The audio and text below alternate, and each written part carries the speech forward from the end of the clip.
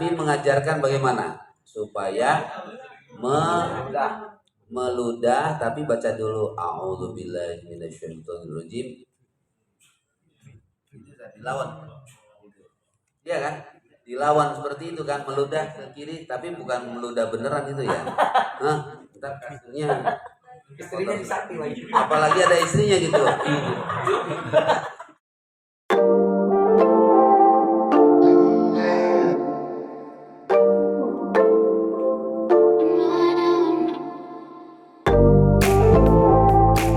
biasa ya. Nabi itu cari-cari kelemahannya, nggak dapat ya. Karena seorang guru pasti akan dicari-cari kelemahannya oleh siapa? Oleh muridnya, oleh siapa lagi? Orang tuanya, ayo, oleh siapa lagi? Iya, akan dicari. Nah, seperti Ustaz Saifullah. Jangan. Bicara baik-baik tuh, tapi yang diperhatikan tuh mana yang keceletotnya itu.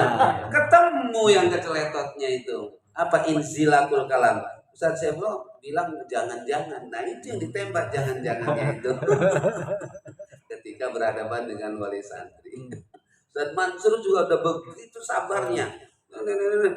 Cari kelemahannya, dapat. Nah, ya, kita jangan sampai dapat ditembak tuh kelemahannya, ya kan? Jangan sampai dicari-cari. Itulah baginda Rasul. Apakah kita bisa? Yes, jawabannya bisa, yakin. Asal kita meniru bagaimana Rasul mendapatkannya, yaitu melalui bagaimana how to sing-nya yang baik dan benar, ya. Baik, al-khoslatus tsaniyah. Al-khoslatus tsaniyah. Oh, firasat, silakan. Ketika kita berfirasat buruk tuh ya.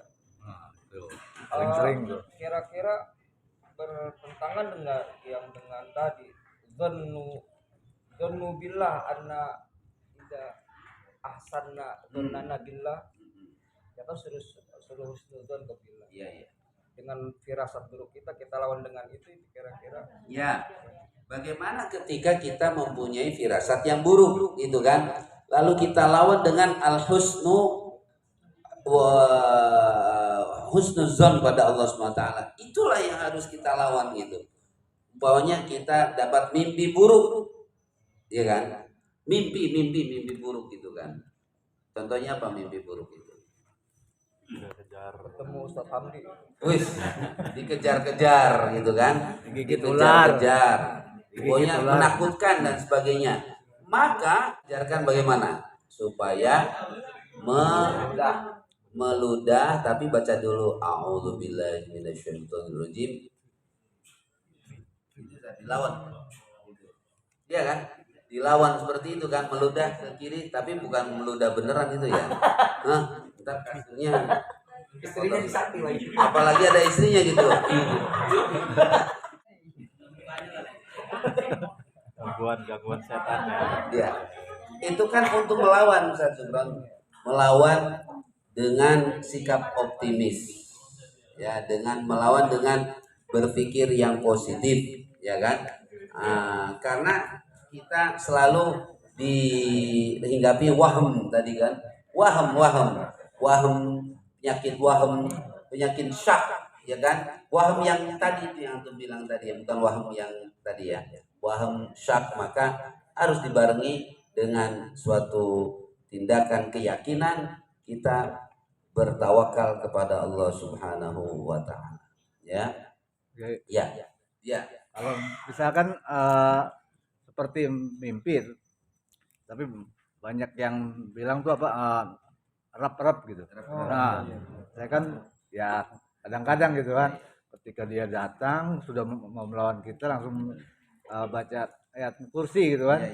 Sampai yang di sebelah juga dengar dia gitu loh. Bagaimana itu Pak Kiai? Ya. Kalau bagi dokter tentu jawabannya beda ya. Saya bukan dokter. Bagaimana kalau kita ada rep-rep seperti itu atau nggak bisa nafas gitu ya? Nggak bisa nafas. Ya, bahwasanya kita ketahui bahwasanya syaitan itu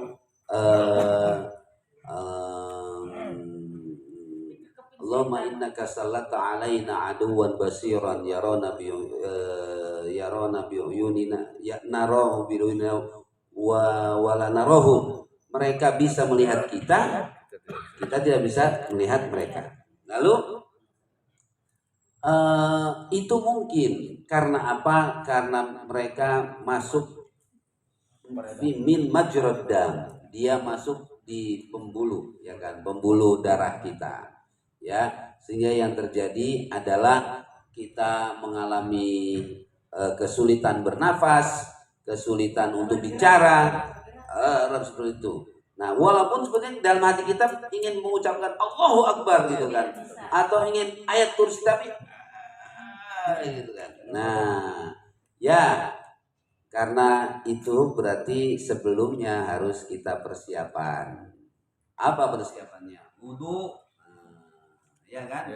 Berarti kita harus wudu sebelum tidur, wudu, ya kan? Yang kedua, kita berlindung kepada Allah dengan doa-doa yang diajarkan oleh baginda Nabi Shallallahu Alaihi Wasallam, di antaranya ya membaca Fatihah,